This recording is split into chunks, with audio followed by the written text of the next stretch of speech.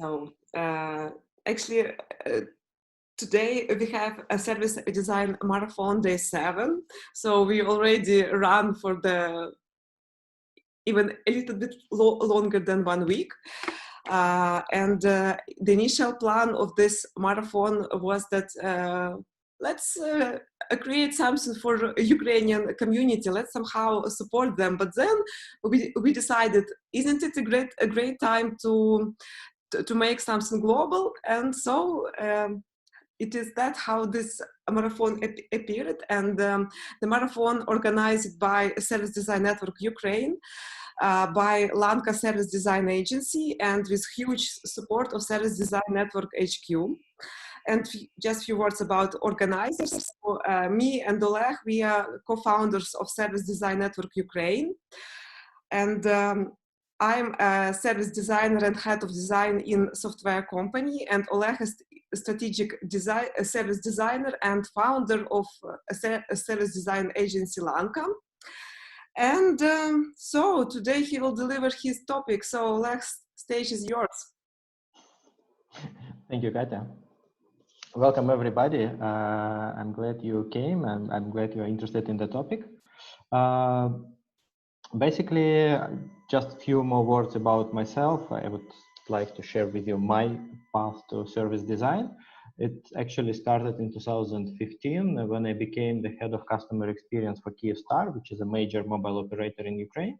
And then I was just sent to the training of service design. So I was like forced.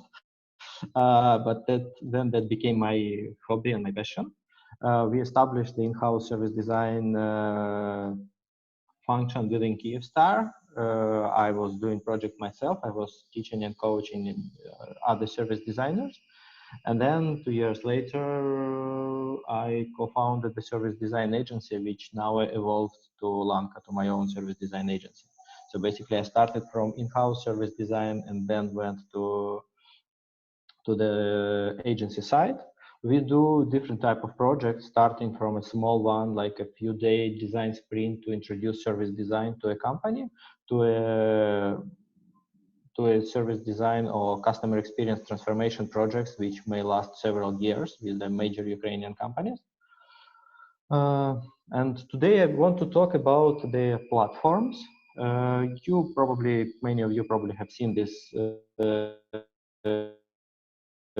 picture before. So platforms are very popular in the world, and they are also quite rich and quite successful. So basically 7 out of 10 companies in 2018, most expensive companies in 2018 were platforms. And when I looked at our clients, I noticed that actually most of them you can also consider a platform. We work with 2 big mobile operators, Vodafone and Lifecell, and they are actually a platform for connecting people. We worked for OLX, which is a classical classified online platform, C2C platform. Then we worked for Nova Poshta, which is a logistics operator, which is actually connecting internet shops with their users and deliver their goods. We work for the bank, which you might consider a platform which is connecting lenders and borrowers. We work with Yeva, which is a big druggery chain, and again, you might consider them a platform between suppliers and consumers. And we work with Unica, which is the insurance company, international one. Frankly speaking, I don't know in which way they are the platform, so maybe they are not. We should work at least with some companies which are not platforms. And before we move on, I would like you to type in the chat which platforms do you use regularly, and if there is a point of frustration, what would be the point of frustration for you at these platforms?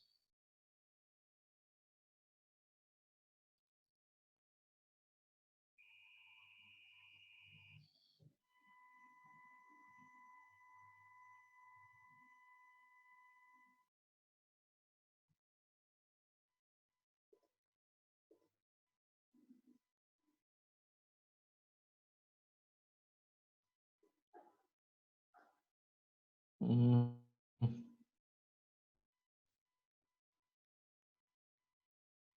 Review. So reviews are the point of frustration.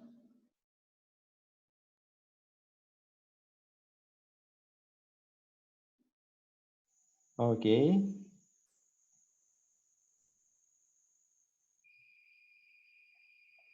Okay, it's interesting because I would expect that you would complain on the other party services. So like many Airbnb users would complain that the flat was not as advertised, or eBay user would say that, well, the good was not delivered in time, or Uber driver was talking too much or knowing language too little. It's quite often that on the platforms, two users would complain about each other, and believe me, Uber drivers, when they talk to each other, they complain a lot about passengers, and sometimes we really give them a reason to complain. So when you design a platform, or when you design some users case scenarios, or when you design the value proposition, you really need to take into account two parties, and only when you can satisfy both, then the service can actually be successful. So it makes the work more difficult. And I would start with the small case from ours, which is several years old, but I like it very much. The startup called Carbook approached us and asked us to provide our services. It was actually the first time I was asked to provide exactly service design. But first, I need to put into the context. The cars in Ukraine are quite old, and these four are actually very popular on the roads now. I wonder whether you had a chance to drive one of those sometime. But that's the case. And because the country is poor and the cars are cheap and they are usually not new, people don't go to the official dealership. They would serve those cars on the small car repair shops. So the car book was actually the platform that would help car owners to book the visit to a car shop, to a car repair shop. And at the time we met, actually they already had this beautiful website. They had a map of the entire country with most of the car repair shops already placed on the map, with their rates, with their services, with their exact location, with their pictures. So the service was very elaborate already, and I was really impressed. And so I asked them, well, how can we help you then?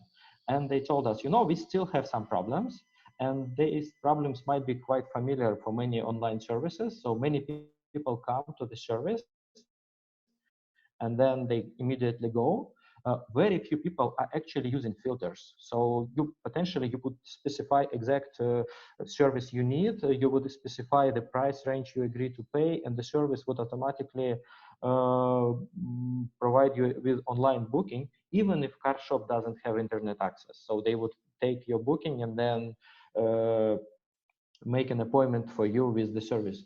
But nobody is actually using it. So the only service case scenario that was popular was like open the map, find the car repair shop, do several clicks, find the direct phone for the car repair shop and make a booking. And that was not the case. They wanted to be the major one. So they had an idea, and the idea was the following. Actually, when the car breaks, you're usually inside the car. So you don't have your desktop with you. So probably you need an app to solve your issue with the car. So they had an idea of running the mobile app. And because we are not the mobile app developer, I asked them again, how can we help you? And they said, Oleg, we have so many features on the website, they don't fit into the mobile app. So we want you to decide which features are the most essential ones for the app for the car user, car owner. And that's how the project started. And now I would like to take a step back and tell you how we usually work in our projects. Usually, as an agency, we are not working for the client, we are not working for the company, but we are working with the company. So our usual structure of the project would be like that. There will be one or two service designers, facilitators from the agency side, and then there will be a project team from the customer side, and the team size might be something between 5 and up to 20 people who would actually participate during the workshop. We work in the form of the workshops, and there will be one or two workshops where we frame the challenge. Then we would train the group to to do the interviews, and they would do the in-depth interviews with their customers, and we would meet on the workshops, telling each other the story of the customers. So again, it's not the agency who do the interview, it's the client who do. Then we would synthesize the outcomes of those interviews and come up with the new ideas and new prototypes for the service. And the same happened this time. I would say almost the entire team of the startup was participating in the workshop in redesigning their service. And what I should also mention is that this startup is not coming like from, I don't know, students' bench. The people who founded the startup, they actually had over 50 years in automotive industry combined. So they were very experienced in this sphere. So how did the project evolve? After the interviews, they learned a couple of interesting things.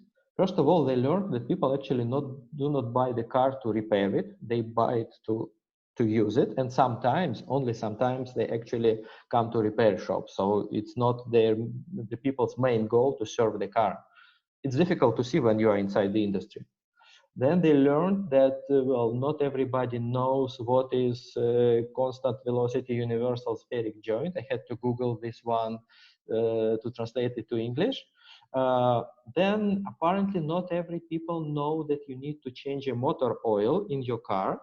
That was even bigger surprise. And yes, we met a nice girl who is using her car for a couple of years, and she didn't know that she would have to do something with her motor oil before we actually did the interview. And what's more interesting, that people who don't know about motor oil, they still don't want to know about it. And what we also found is that quite often the happy car owners, they have Lyonchik. And Lyonchik is the name of the person. And it's a real name of the real case study. And we use this Lyonchik very often because it was a story of the women. She is in her middle ages and she had problems at work, and she had problems with her kids, and she has problems in her personal life, and she doesn't have a new car, it's an old car. And she could complain about anything in her life, and we told her, well, probably serving your car is also a problem. And she said, no, this is the only problem, the only sphere of my life where I don't have any problem, because I have Lyonchik. Lyonchik is the guy, I don't know how they met, but anytime she has a problem with the car, she phones to the Lyonchik saying, well, I have something with my car. He comes, takes the keys, looks at the car, fixes if he can fix it himself. If not, he would take the car to the repair shop, talk to the mechanics, their strange language, would bring the car back and basically return the keys. And if the car owner doesn't call him for a long time, he would call himself asking whether it's not the time to change the motor oil. And basically that was a prototype of the ideal service, because we saw how to make the customer really happy. But before going to the solution, we actually come up with the beautiful map of the personas personas of car owners, and we could easily identify them. That's interesting, because you don't see this map until you create it, and after you create it, you just don't realize how could it be that it wasn't obvious before. So there are people who are seasoned car owners. They know how to repair the car themselves. The only reason they use car shops is because they don't have some specific tools. Otherwise, they would do everything on their own. There are car fans who love their car more than themselves, and they are very demanding users. There are misers, so basically people who don't want to spend a cent on their car. And I remember having the user who had his car already broken, so his car would stop every time he turned left. So he was picking the route so that he turns right all the time. And then the rider, the person who actually ride the car, who drive the car, and who would prefer probably to be a passenger, and who has no idea how the car works. And if we think about the idea of the startup, we could see that seasoned and experienced car owners don't really need this service, because they know where to find the repair shop and how to check if it's trustworthy. The car fan also has no problem because he would usually have some other friends with the same car types, and they would suggest the solution to each other. And the person who don't want to spend money on the service is not a very attractive user as well. So it was an obvious choice for the service to focus on the riders. And basically, it was not the first time they did try to create their personas. First, they did it mathematically. So they come up with like 7 to 8 matrix with some parameters, and each cell in Excel would be a persona, but they very often quickly realized that having 56 personas is not feasible. You cannot do it with them. They come up with a hypothetical one, so they guessed who could be their user. It could be a manager, a taxi driver, a housewife, etc. So basically, they come up with 11 hypothetical personas. The only problem with those personas was that, as the founder of the startup later said, well, they were all great in understanding how the car works. Because when you work for the industry for many years, you cannot guess that there are people who don't know that you need to change motor oil. So this is the rider, the person who has no idea how car works and don't really want to know how it works. And what do you think is the biggest challenge to them? What's their biggest fear? Can you type it in the chat? To talk to mechanics. Yes, it's a challenging task. Other ideas?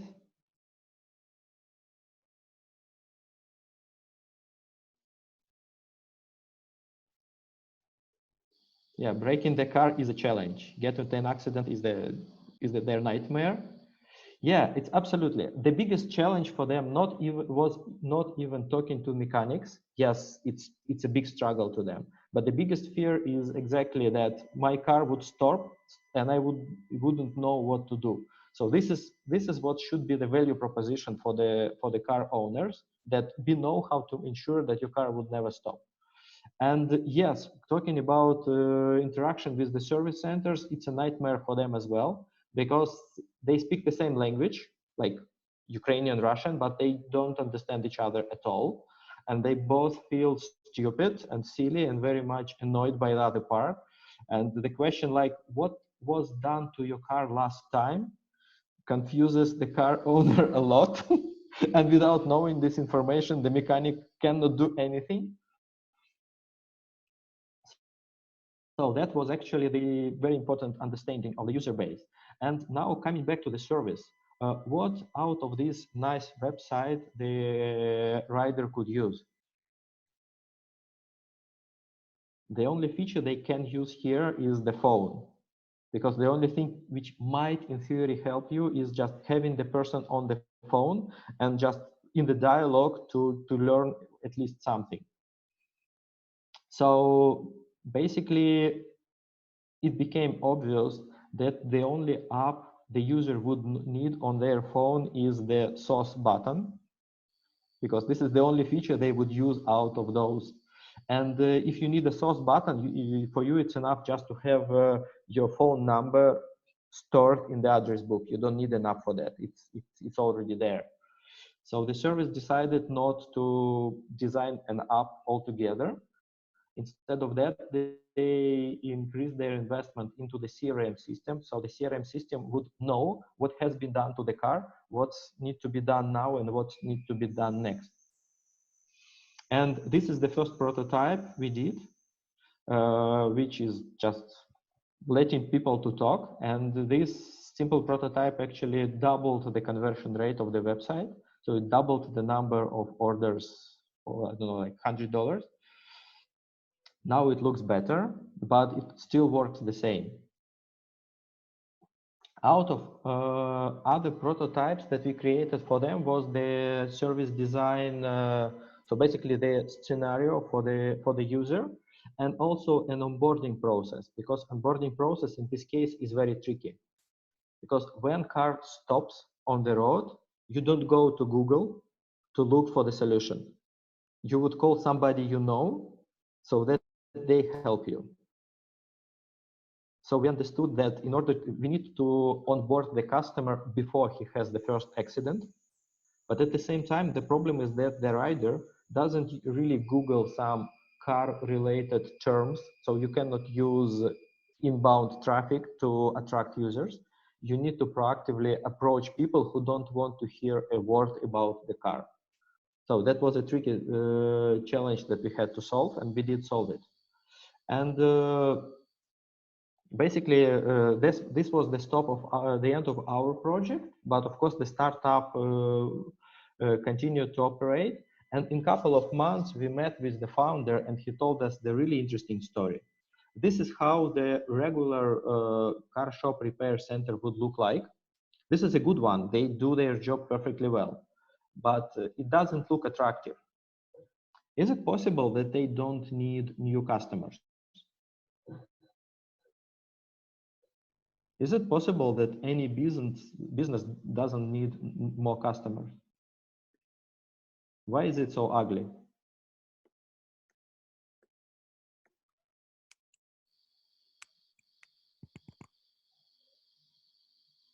And Janela, I want to disappoint you. This one doesn't. Every time a new customer comes, the person who actually meets new customer, he says like, oh shit, because he has all his boxes already full. He has a line of waiting customers for another week. So he really don't need new customers. Most of car repair shops who do their work well already have enough customers. They are overbooked. And of course, Carbook doesn't want to deal with the car repair shops which do the poor job. So they realized that there is no demand from the other side of the platform. There is obvious demand and obvious need for the service from the car owners, and we could identify it and test it, but there is no demand from the car service. So they had to pivot, and in my view, they pivoted elegantly. They did it without our help, but I'm really proud for them. They decided that they would develop the system, which is something in between of CRM and ERP system for the car repair shops that would automate part of their internal processes. Because most of the car repair shops are created by the people who used to be a mechanics, and they are very bad in business planning, business process management, etc., etc. So even small help and small advice how to manage the work of the car repair shop actually increase their productivity substantially, like by 20, 50, 100%, and then they need new customers. So that Anastasia says that they do not realize that it could be other way without huge investment. I really don't understand the question. If you want, you can just unmute yourself and say it.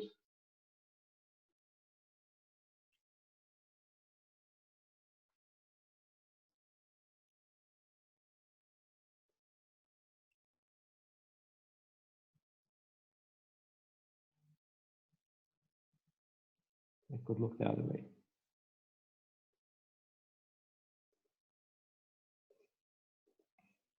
Okay, I'm sorry, I still don't get the question. If you don't mind, I would like to continue. So this is our first hands-on experience with the platforms. And now I want to talk to you about the platform of the platforms.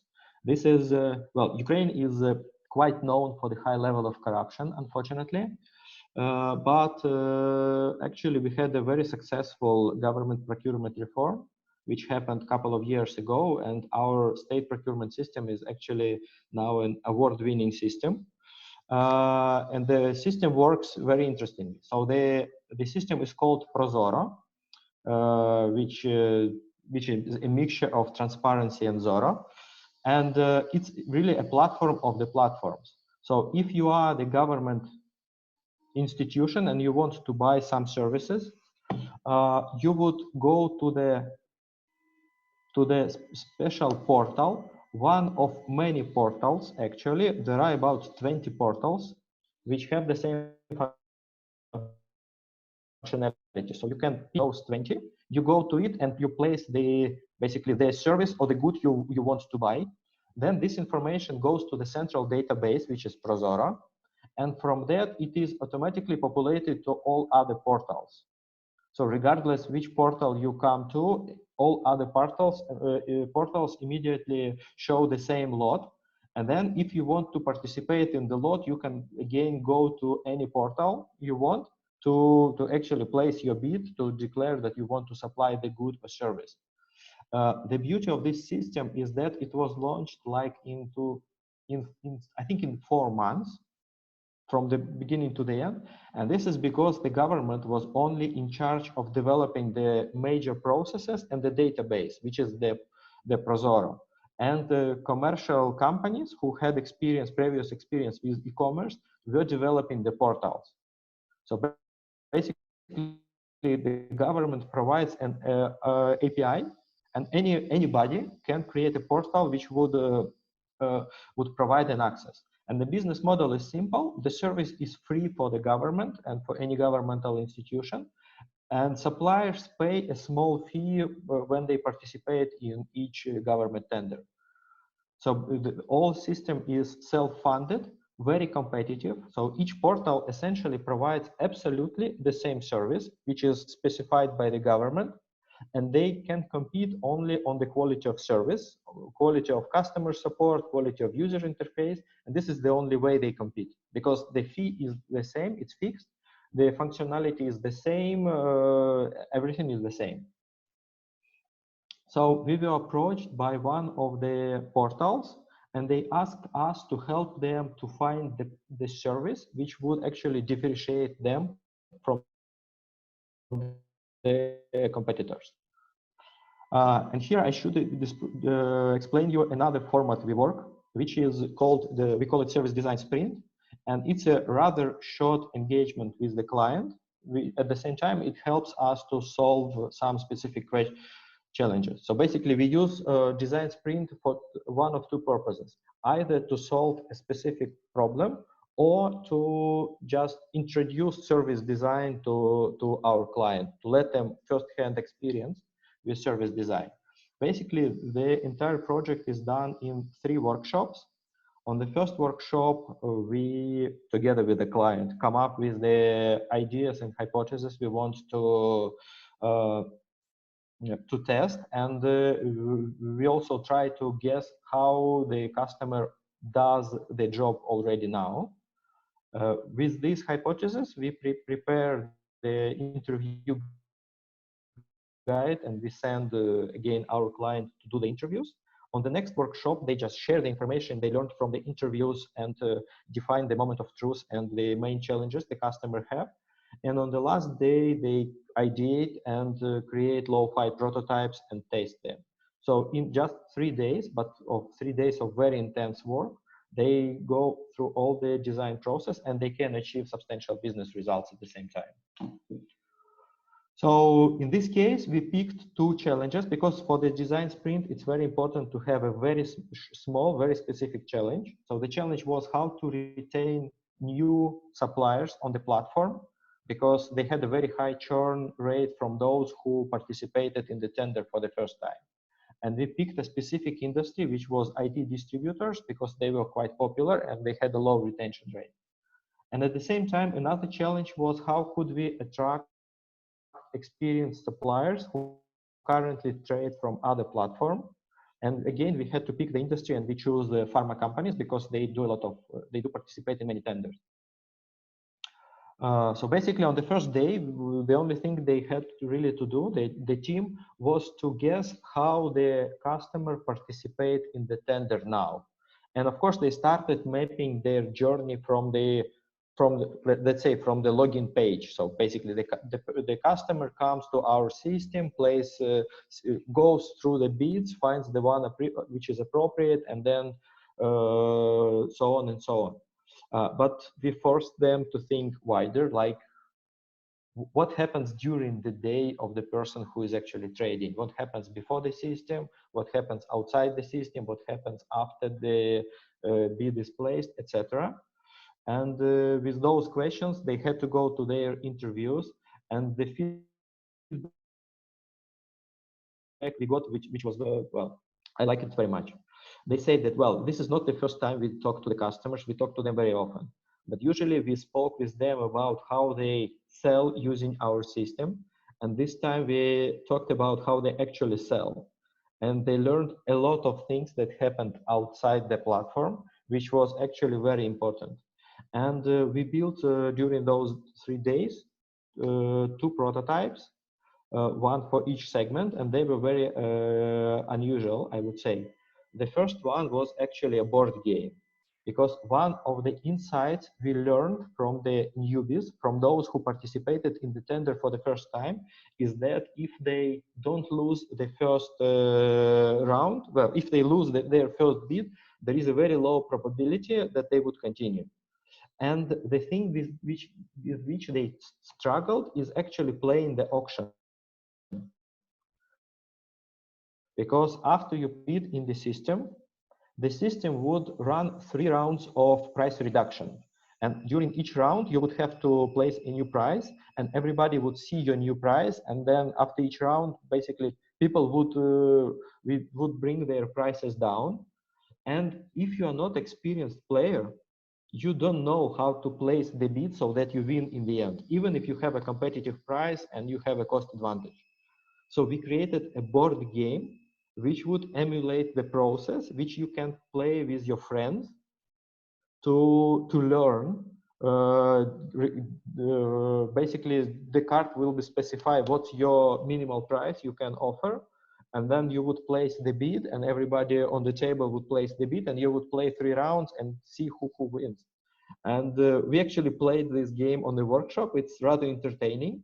I lost several hryvnias playing it because we were playing on small financial bets. But that was the solution. I would never expect the board game as the solution for the online service. And another one was very interesting. It was for experienced users who actually participate in many tenders. We learned that basically every sales manager who is a sales manager, regardless which company they work for, they have 3 major activities. It's basically negotiations, it's preparing the offers, and then it's preparing the reports for the manager, for your superior, for your boss. And in case of the state, in participating in the tenders, the report would be an Excel table, a big one, where you would specify every tender that was on the platform, then every tender you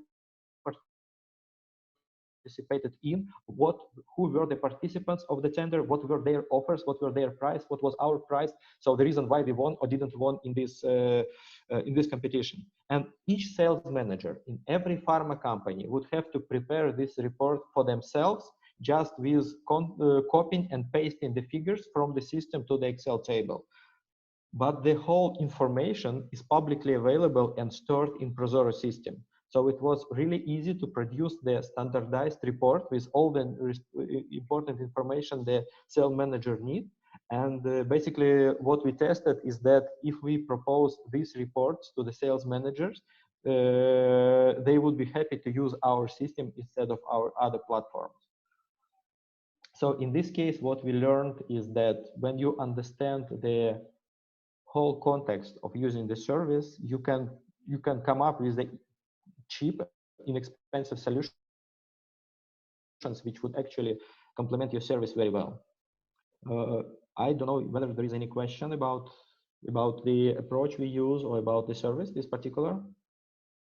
Oh, please use chat for the questions if you have. Actually, I have a question. So it's pretty complicated domain because it's like it's a collaboration with the government. So how you got the domain expertise? Thank you, Katya. Basically, this is how we usually get a domain expertise in any project, is because we involve the stakeholders into the workshop. So basically, the work group which was participating in this particular design sprint, they were people who were like a product owners, sales managers, process owners from the platform, because this project is actually, we did it with the platform. So the platform is a commercial organization. Mm-hmm. Mm. Involved lawyers, let's say, because if you will, for example, if you will break the law, yes, it might have a lot of consequences. So, or it was not needed to involve such. You know, we invite lawyers quite often to the design sprints, not in this case, because the product owners of this specific service, they know the regulation very well. So they cooperate closely with the major platform, with Prozoro. So they know the interconnection and they know the rules and the policies. So we didn't need them this time, but yes, quite often we invite lawyers to the room, to the workshop. Cool, thank you. Any questions?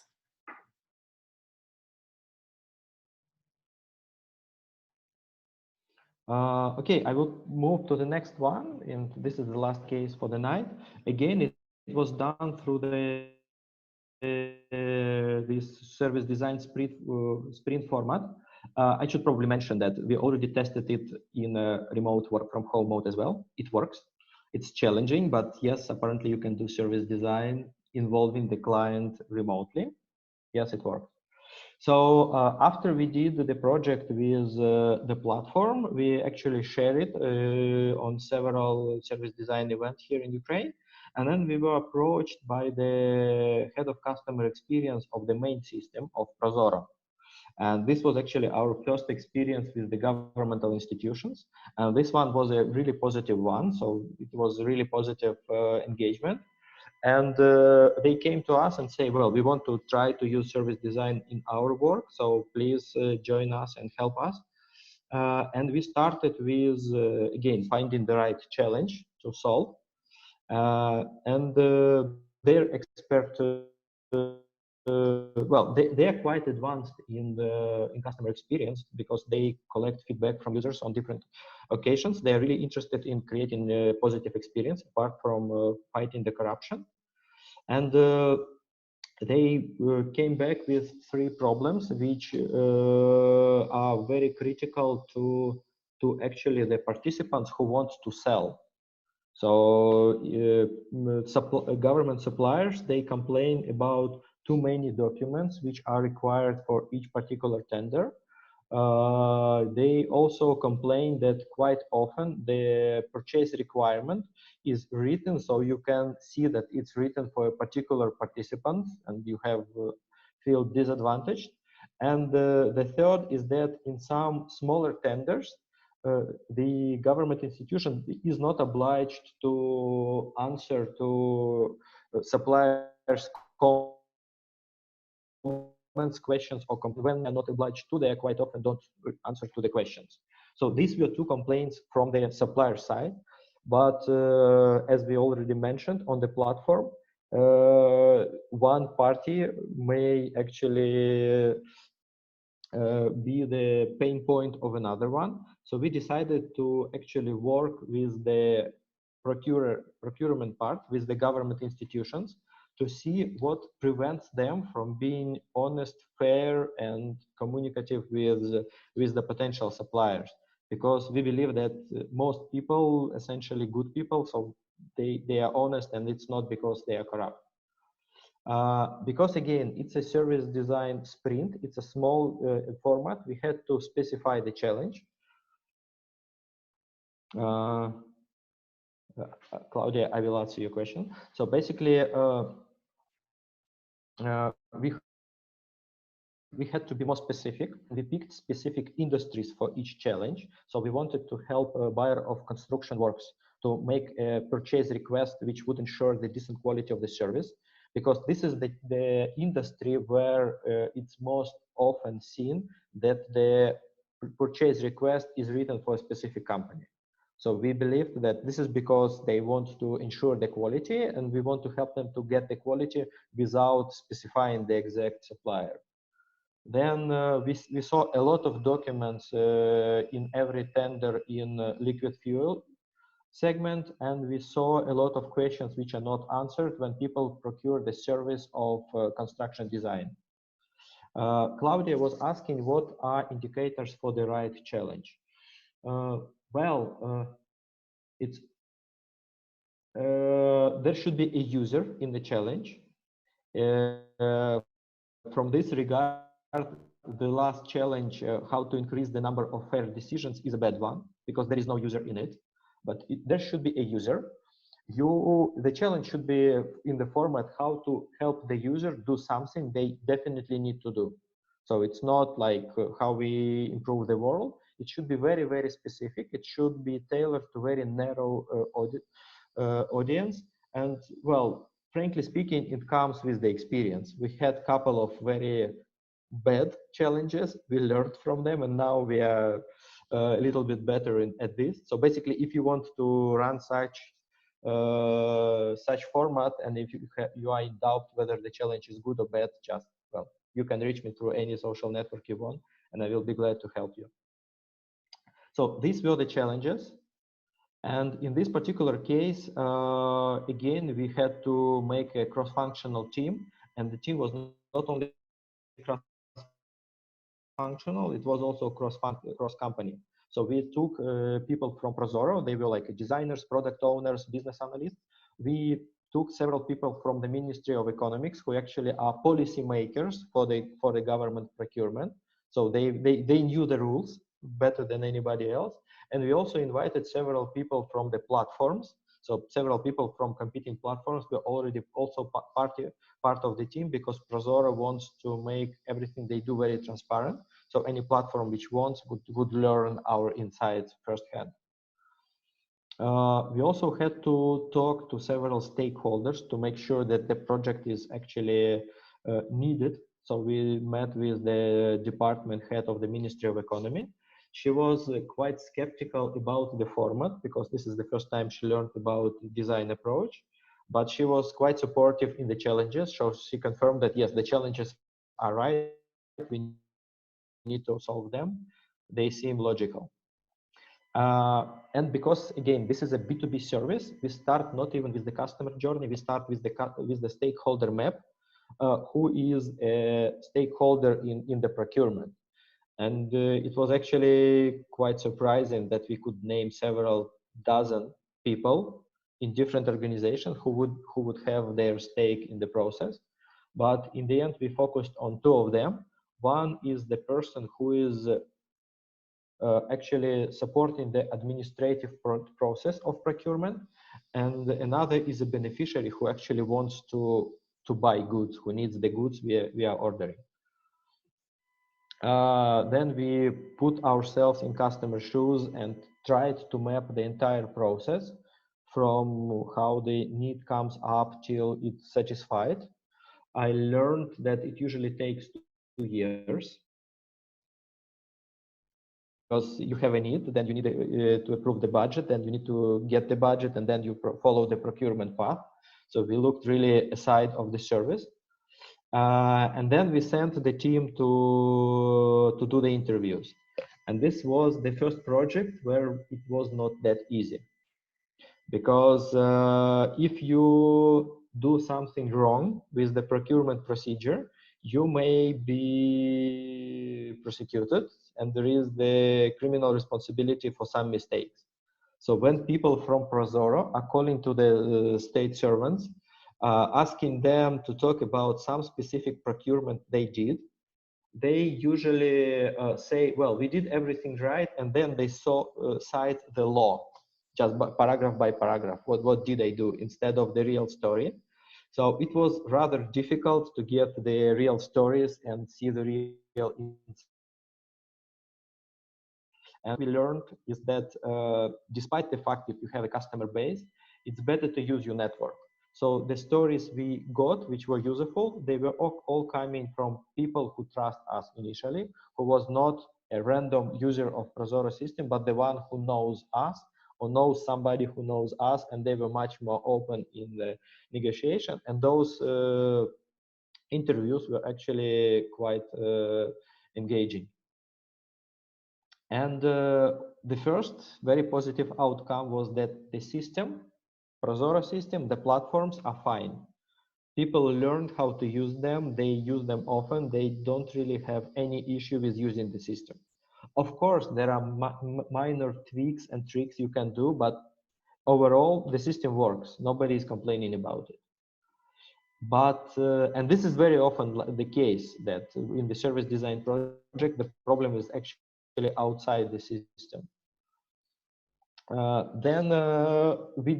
learned that in this specific category of the fluid fuel, there is no issue with many documents, unfortunately for us, fortunately for the users. It's because there are not so many traders of the fuel, and they usually have the prepared pack of documents, like I don't know, 40 licenses and certificates. They are already zipped in one file. So they send this file not even looking at the requirements for the tender. They just send it. So maybe in some other categories, this is an issue, but for traders of the petrol or diesel fuel, it's not an issue at all. So this issue, we didn't work on it anymore. Then we learned about the construction services. And apparently this is a very difficult category to buy. And if you tried to find the person or company who would repair your home, you know that this is difficult, because for the person who is procuring these services, it's very difficult to check the quality.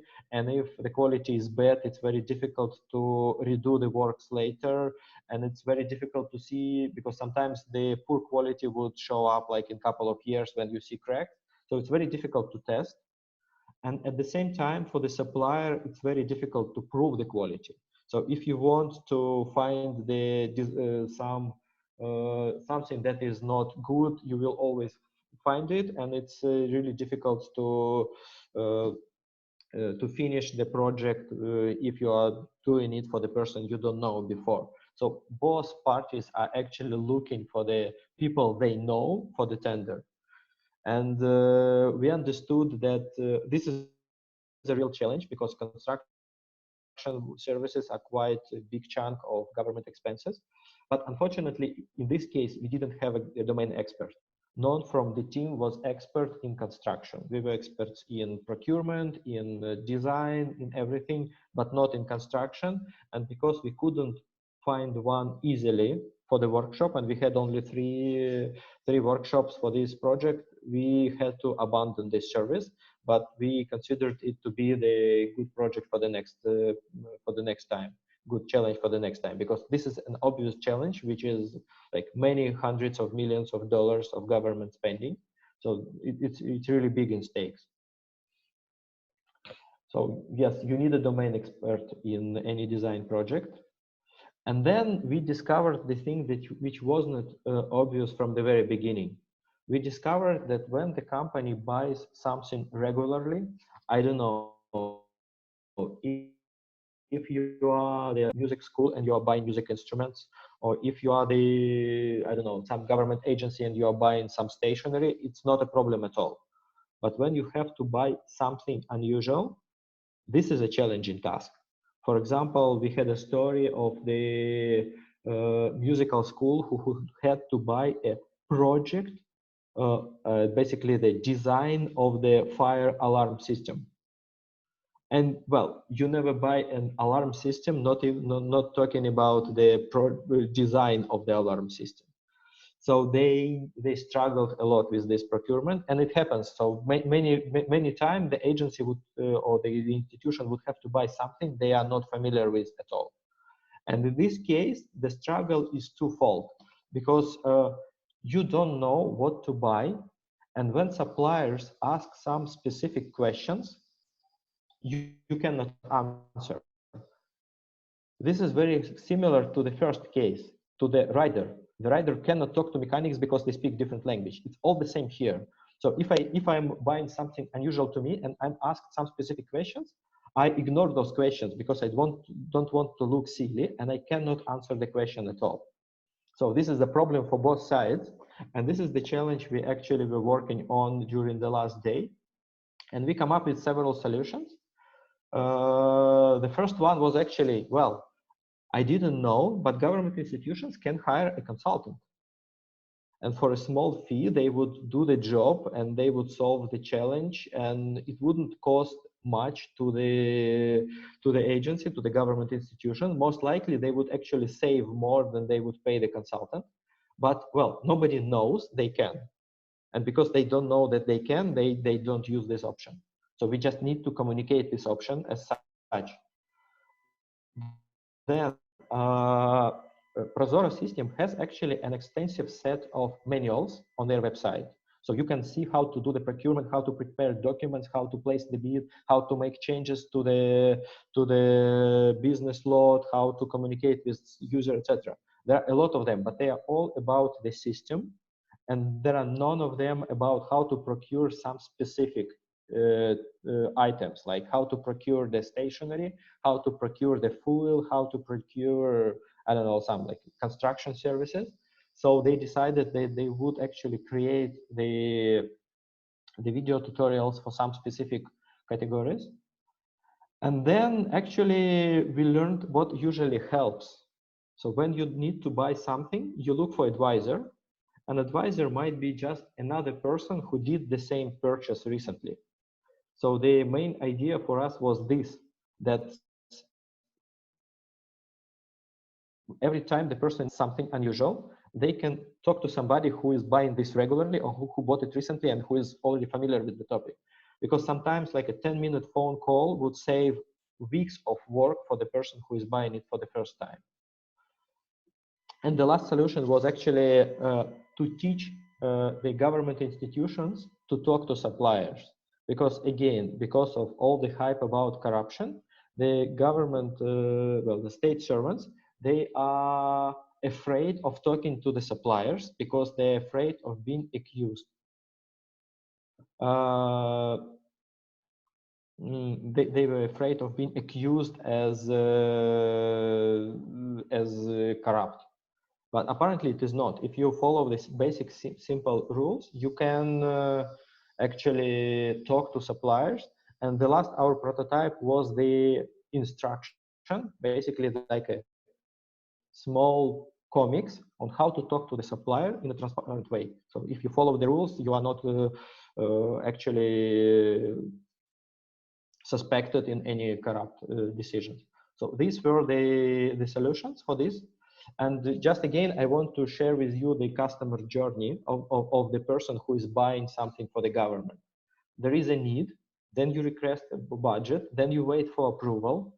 And again, this may take longer than a year. Then you, for the first time, you interact with the Prozoro system, you put in the plan of the future purchases. You need to put it in advance. And then this all nightmare starts when you need to prepare all the specification for the thing you don't know how to buy. And then you do the bidding and basically wait for the delivery. So we could identify that if we could screen all the planned purchases for the ones which are new to the specific company, and then we'll suggest them our 4 solutions for the service. Basically, this is the last case I wanted to share with you. And while you are typing your questions, if there are any, I would just again make some conclusions. So when you design for the platform, you need to consider the needs of both parties, and you really need to make sure that they have these needs. And then actually, when you apply your knowledge, your design process to one party, you may influence the other in a positive or negative way. And yes, service design is a powerful tool. When you, even in a couple of days, you can achieve amazing results and get new ideas and new insights. I will be happy to answer the questions if there are any. I have a question. So actually you did a great job, and it's a lot of like really key and cool things, but how long this project took? Which one? The last one with Prozoro? Yes, the like two parts of the projects. Well, they are not really related to each other. They just one led to another, but the design sprint usually takes between 2 and 3 weeks. So we have some time between the workshops, but you might say it's 3 workshops, 1 interview for each participant, and that's the project. Thank you. More questions?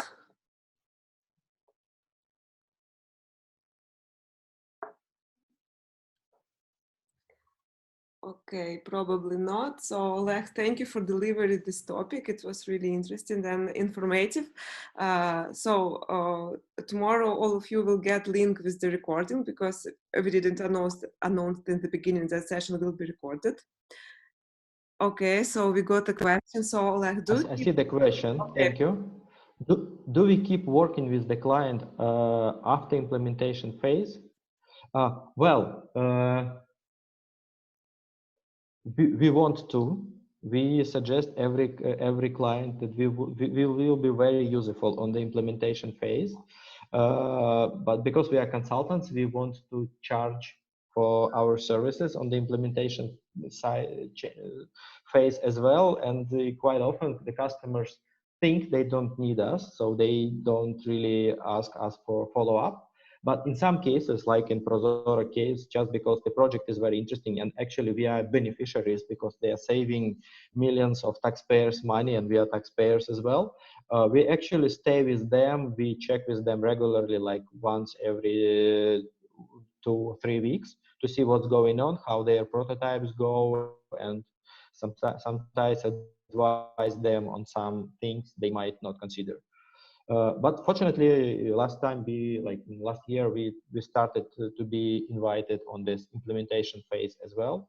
And this is actually very inspiring when you see how the idea evolves and get being implemented, because actually a lot of ideas change when they get implemented. So you see a continuous evolution of cases.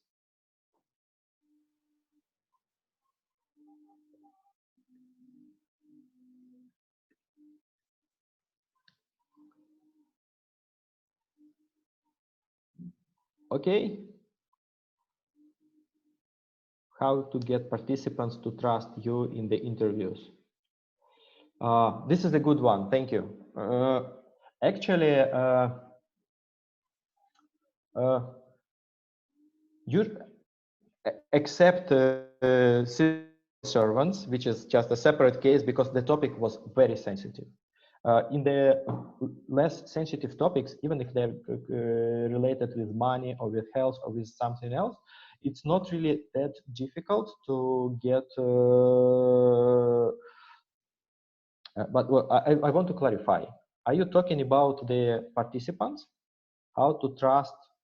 How to convince them to do the interview, or you're asking about the users whom we interview? Can you please elaborate? I'll talk about the users for the moment.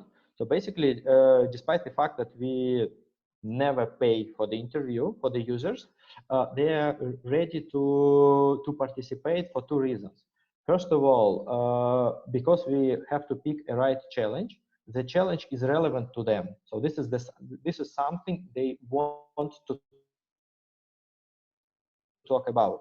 People to the interview with the challenge you have, then this is probably a wrong challenge and nobody wants to talk to you because it's not important to anybody. And then once on the interview, we are not talking about our product, our project, our solution. All questions are actually related to the past experience of people. So when you talk to people and you talk about them, instead of talking about your product, they're usually very open. There might be some differences between the cultures, but for Ukraine, well, we are open enough. So usually we don't have any problem approaching users and talking to them for quite a long time, even for the sensitive topics. And about the participants, well, it's rather easy. We are telling them that this is the only way we work. So there is a choice. They do the project with us and they would go to the interview, or there is no project. And sometimes we lose projects because of this, but then they have no choice. And actually they're scared at the beginning, but they enjoy doing it after they do it for the first time.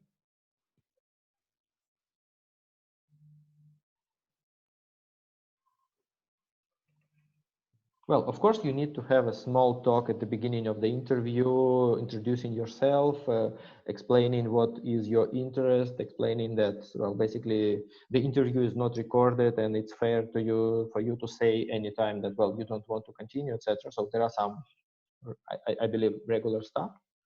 Then, well, because you talk about person, not about a product, they usually open.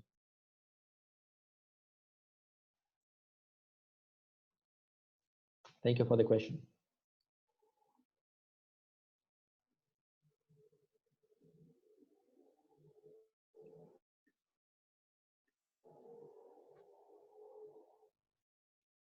What is my practice concerning the recording of the interviews? It's interesting. We always say to the participants who would do the interview that if you want to do the recording, you should, of course, inform the user. It's just honest and polite. But we don't really recommend you to do the recording for the several reasons. First of all, it might confuse you because you are doing it most likely for the first time, and it will just you will be uncomfortable because you know that you are being recorded. Then it will be probably uncomfortable for the person whom you interview because again they know that they are being recorded. And the third, which is the most important one, because the schedule for the design sprint is so tight and good interview lasts more than an hour, most likely you will not have enough time to listen your interview once again. So you would do the recording, but then you would not simply have time to listen to it once again. So that's why we recommend them just to take notes during the interview to show, well, basically not to forget the key points, but not the recording. Sometimes sometimes somebody does the recording. Well, we are not objecting about it, but we didn't really find it useful.